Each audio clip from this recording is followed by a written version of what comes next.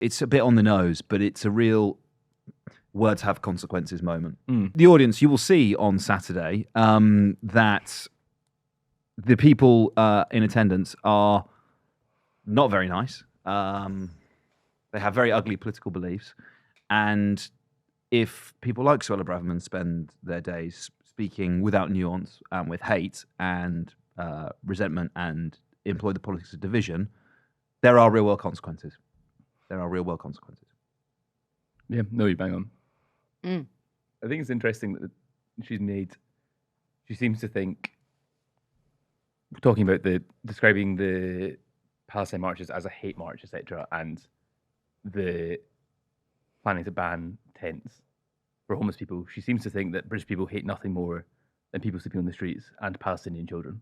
That's the bet she's making, is that people, even within the Conservative Party, if she's making this stand as like a leadership bid, as a platform for like the next hustings, whenever that is, probably in a year's time, being like, remember when I did that great idea to make homeless people colder and die?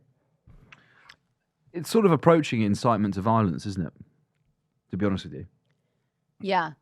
I mean, I think we talked about this last time, even from a polling the mood standpoint, when those two really wealthy students burnt a £50 note in front of a homeless person and everyone got, the whole of the country were upset about it. That should have been a good focus group for you, that going after the homeless, not it. Not smart. Also, very interesting that she went after around 4,000 veterans who sleep homeless on Armistice Week. I'm not saying that was disrespectful. Are you implying that? But where's your fucking popping? Are you implying they're being disingenuous about remembrance? No. Am I being disingenuous? No, I am. Sorry, I'm implying that they're being disingenuous. Ah. Of course they are. No. This is the extraordinary thing about all of this is that at no point have the protesters said that they would go near the cenotaph. Then after all this started to kick off, they said they explicitly wouldn't go anywhere near it. They said the time of their march would start later so that it didn't conflict with a minute's silence. The whole thing is confected. It's not real. And yet the Prime Minister, no less, Suella Braverman, and then all of the right-wing papers that are in hock to them are like, well, they'd better not touch the cenotaph. And it's like, but you're setting it up so that even if one fucking fringe lunatic gets to the cenotaph, lays out 2,000 overweight cenotaph defenders, the upset of the century, the complete underdog story, and they deface the cenotaph. It's like, well, we told you so. Yeah, we told you they would do this, despite the fact that no one's really planning, at least in a meaningful way, to do so. And as a result, you've then mobilized all of these people who are going to go and defend the thing when it's not really under threat. It also made the people marching incredibly vulnerable, because it's not like they will be trying their utmost to get at the protesters after the. Oh yeah, they're going to be up there looking for a fight for sure. Yeah. And if you say you're a well-meaning person who just wants, you've been horrified by the images everyone's been seeing in Gaza, and that's inspired you to like protest, and you're just a normal person there, you're vulnerable. Yeah. To these people. Because of that weird us and them narrative, right? This is the self-obsession that amongst some of these football hooligans grates on me. I can't even tell you. Like the idea that no one apart from them had people in their family who fought in the army or fought during World War II. I mean, how self-obsessed can you be? The way that they talk about it, like, my great-grandfather did not die in 1914 for this. It's like, yeah, pal, there was a lot of people died during that, and there was conscription, in the war after that. Like, come on. It's really frustrating. I was looking at a lot of the right-wing commentary. They were all professing who in their family had fought in the army. All right. Bring me someone in the last decade, hun. Yeah. I'll fight you on the beaches. An open invitation. Yeah. Meet me in the marketplace of fists. Did Nicholas Soames not? He's.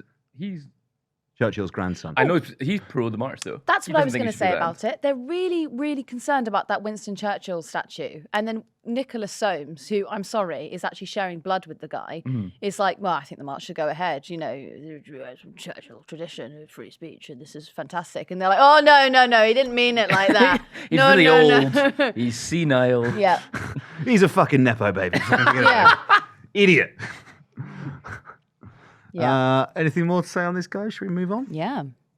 Oh, wait, should we maybe talk a little bit about the I just wanted to talk about the Sadiq Khan thing, because there was a lot of bubbling away about why on earth hasn't Sadiq Khan shut this down. There is, the Public Order Act means that Sir Mark Rowley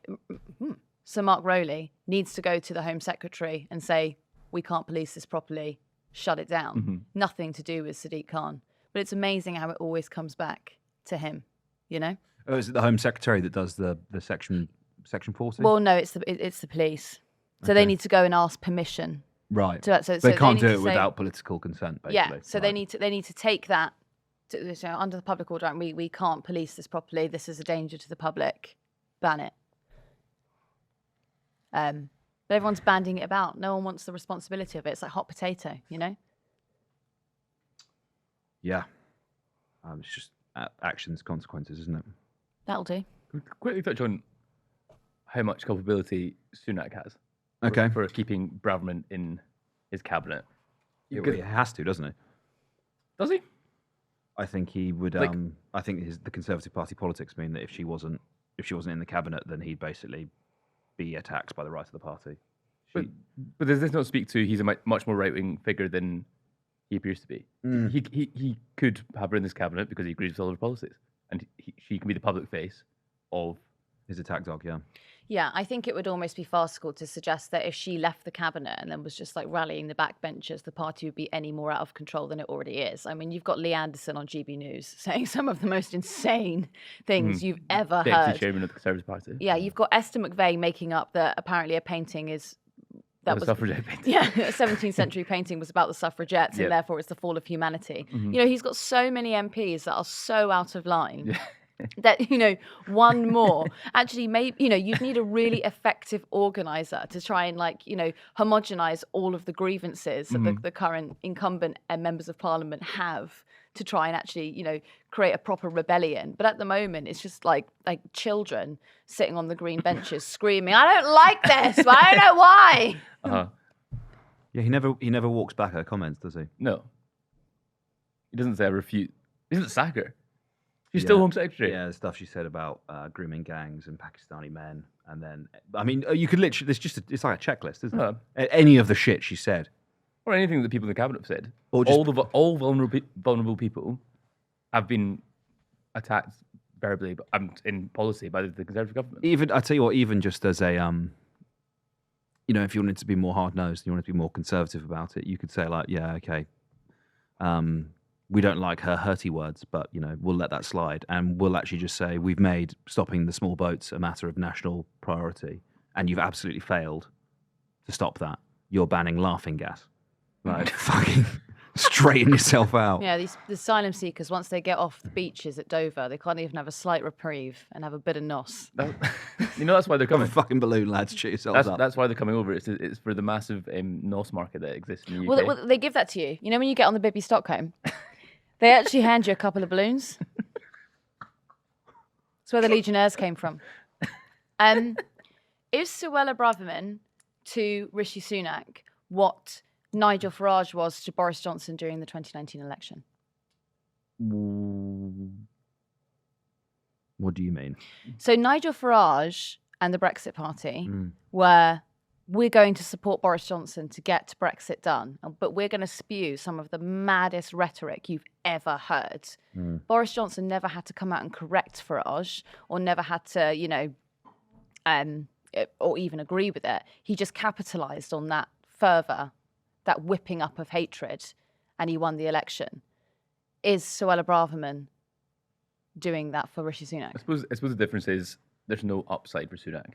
As in, Sunak's not going to reap any benefits from this. But he might, because in like some galaxy brain thinking, you might go, okay, she's going to get people so upset and so riled up. They're going, vote Conservative. It's a war of attrition. Yeah. Like, actually, this is what were they saying Yeah. about the demon trans people selling NOS to my XL bully child?